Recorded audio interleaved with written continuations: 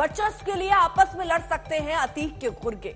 Police को सूत्रों से बड़ी खबर मिल रही है। अतीक अहमद और अशरफ की हत्या के बाद पुलिस को शक है कि उसके गुर्गे कई सौ करोड़ के उसके अवैध साम्राज्य पर नियंत्रण पाने के लिए आपस में लड़ सकते हैं। वर्चस्व के लिए यह संघर्ष अधिक संभावना है क्योंकि अतीक का कोई भी बेटा उसके अवैध संचालन को चलाने की स्थिति में अभी है नहीं।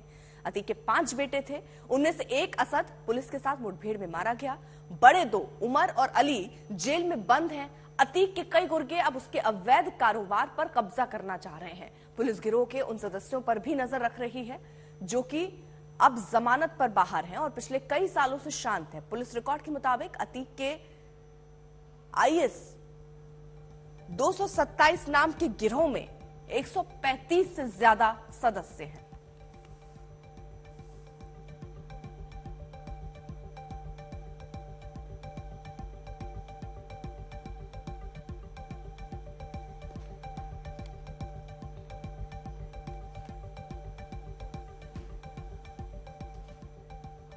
अतीक अहमद ने अपने खौफ के जरिए काली कमाई से अपना साम्राज्य बसाया था। 3 राज्यों में उसकी करोड़ों की प्रॉपर्टी के बारे में जानकारी मिली है।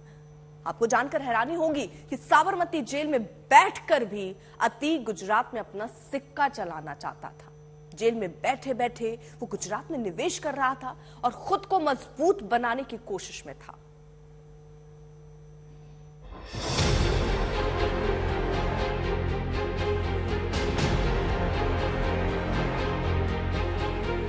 अतीक का यह विशाल दफ्तर भले ही अब खंडर की शक्ल अख्तियार कर चुका हो,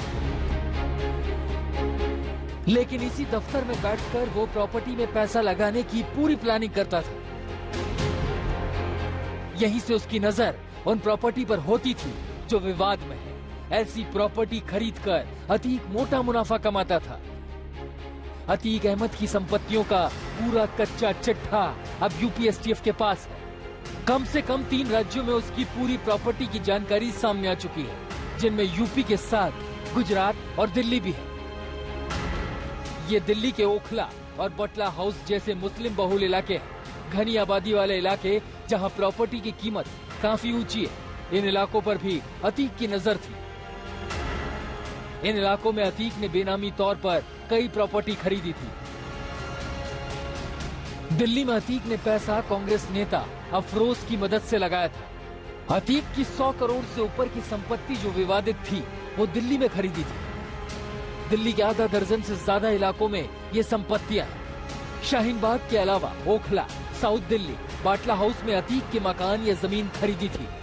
अतीक की मौत के बाद जब यूपी पुलिस ने अतीक के नेटवर्क को खंगालना शुरू किया तो पता लगा कि उसकी संपत्ति सिर्फ इलाहाबाद में ही नहीं बल्कि पूर्वांचल से निकलकर अतीक दिल्ली तक पहुंच गया था और यहाँ के शाहीन बाग, बटला हाउस और जामिया जैसे इलाकों में उसने अपनी काली कमाई का बड़ा हिस्सा यहाँ पर इन्वेस्ट किया हुआ था। पुलिस अब जांच में ये पता लगाने की कोशिश कर रही है कि उसकी जो प्रॉपर्टी दिल्ली में थी उसकी कौन देखभाल करता था और किस तरीके से इस पूरे नेटवर्क को अतीक चलाया करता था। अफरोज की मौत के बाद उसके दोनों बेटों की दोस्ती अतीक के बेटे उमर और अली और असद के साथ हो गई थी। अब दिल्ली में अतीक की अकूत संपत्ति की जांच की जा रही है और उमर और अली के दोस्त की भूमिका भी जांची जा रही है। यूपी के साथ साथ अतीक गुजरात में भी अपना कारोबार जमाना चाहता था। उसने साबरमती जेल में बैठकर इसकी पूरी तैयारी ही नहीं की बल्कि करोड़ों का निवेश अहमदाबाद में भी करा दिया था। यूपी में सख्ती के बाद अतीक की नजर गुजरात और खासकर अहमदाबाद में थी। यूपी से हुई काली कमाई वो गुजरात में लगा रहा था। अतीक की नजर अहमदाबाद की एक कपड़ा मिल की जमीन पर थी। इस जमीन की खरीद में उसने करोड़ों रुपए लगाए थे। 2019 में अतीक साबरमती जेल में आया और फिर इसी जेल से धंधा करने लगा। गुजरात में अतीक ने अल्ताफ बस्सी उर्फ अल्ताफ पठान के जरिए पैसा लगाया।